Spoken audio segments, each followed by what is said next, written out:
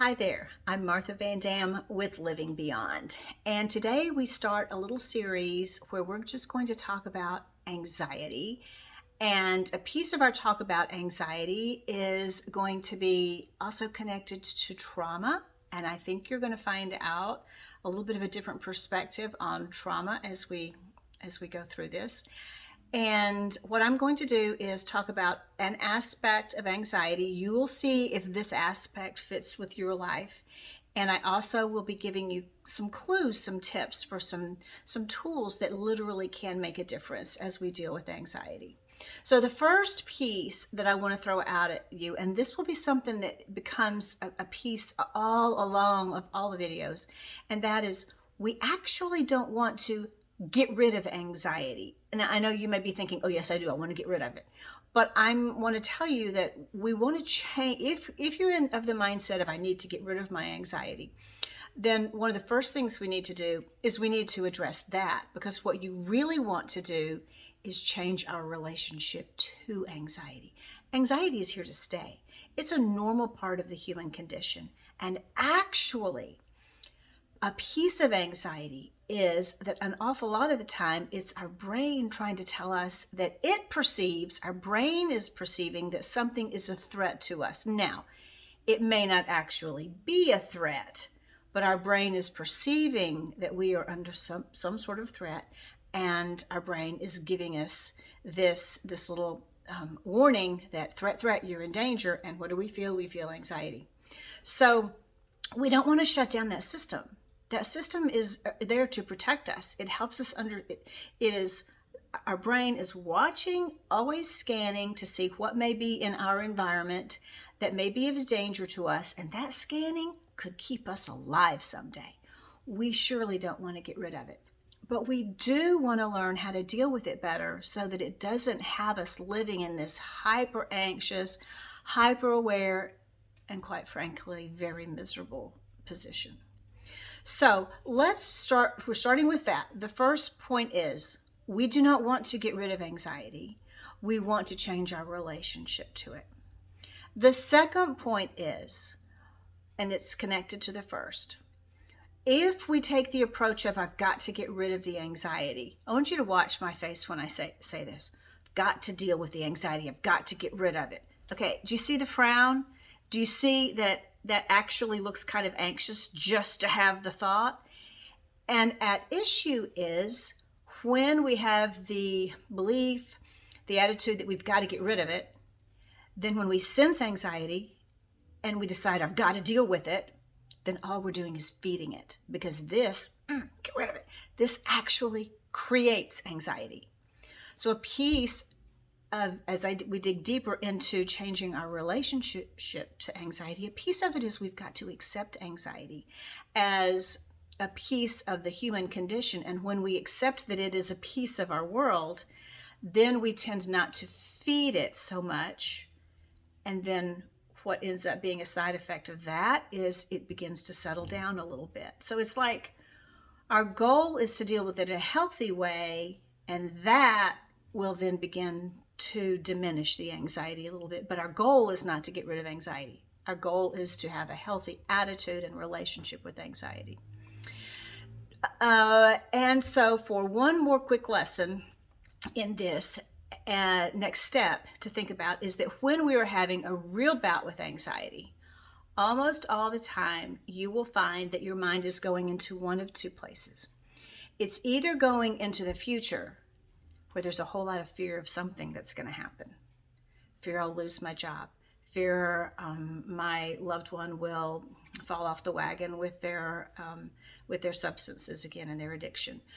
Fear that I won't make enough money. Fear, just all manner of fears. It's the fears. Fear that the next meeting won't go well. It may be large, it may be small, but lots of fears for the future. Or we'll find ourselves thinking a lot about the past, and with some regrets and some sadness. Think about where you are right now. Most of the time, if we're sitting somewhere and we're feeling anxious, in that actual moment, the unpleasantness is the anxiety, but a generally a horrible thing isn't happening to us. And here's the example I always use in my office. If you're flying on a plane and the engines go out, and so that plane starts going down. Well, you and I both are going to have all manner of anxiety about that. But in all reality, in that moment that we're having anxiety, we're actually not experiencing anything horrible. What we are is terrified of what's going to happen at the bottom when that plane lands. That's what we're afraid of. We're afraid of what's going to happen in the future. In that moment, we're actually flying in the plane. We got our seatbelt on. We're just flying at a different angle and speed, but we're still flying. I know that sounds like a silly example, but it's a picture that I'd like you to have in your head. When I'm full of anxiety, likely I'm thinking about another moment, not the one I'm in right now. And if we can bring ourselves back to the moment we're in right now, most of the time, unless we're being burned at the stake, and I'm not being flippant, just being real, that doesn't happen too often. Most of the time in our individual moments, we actually are okay. Most of the time we are someplace in a fairly safe environment with fair enough to eat, enough, maybe not an overabundance, but enough. But what our concerns are for the future. So our first lesson in dealing with anxiety is one of the best things we can do is we can bring our minds back to what is happening around me. It can even be helpful if you ask yourself, so you notice that you're feeling anxiety, and so you ask yourself, wait, has my mind been in the past or the future? And if you get a good answer, if you can see, yeah, I've been fearful of something in the future, or sad about something in the past, regretful about something in the past, then what we want to do is bring ourselves back to the present. Where am I right now? And in the right now, the way to do this is to do two things. One is, and this actually helps, we'll go into more detail of why this helps, but you know the old thing about take a deep breath? Yeah, well, it's not a joke, and there's real science behind it, and it really is doing something. And so when you're noticing that anxious feeling, the first thing I want you to do is ask yourself, wait, where's my mind? Because what you're trying to do is help your mind not continue to feed it. Where's my mind? Oh, my mind's in the future. Oh, my mind's in the past. Bring it back to the present. And then you're going to take 2, maybe 3 deep, slow breaths. The way I teach it in my office is that I'd like you, and this is the way that I do it myself as well, is take a long, slow breath in to the count of 4, hold it to the count of 4, and then breathe out slowly to the count of 8. What that does is it puts pressure on the vagus nerve that runs down your back, but by expanding the lungs, it puts pressure on those little fingers that come out from the main vagus nerve. It puts pressure and it activates the parasympathetic nervous system, which is our calm down nervous system. We want that one activated.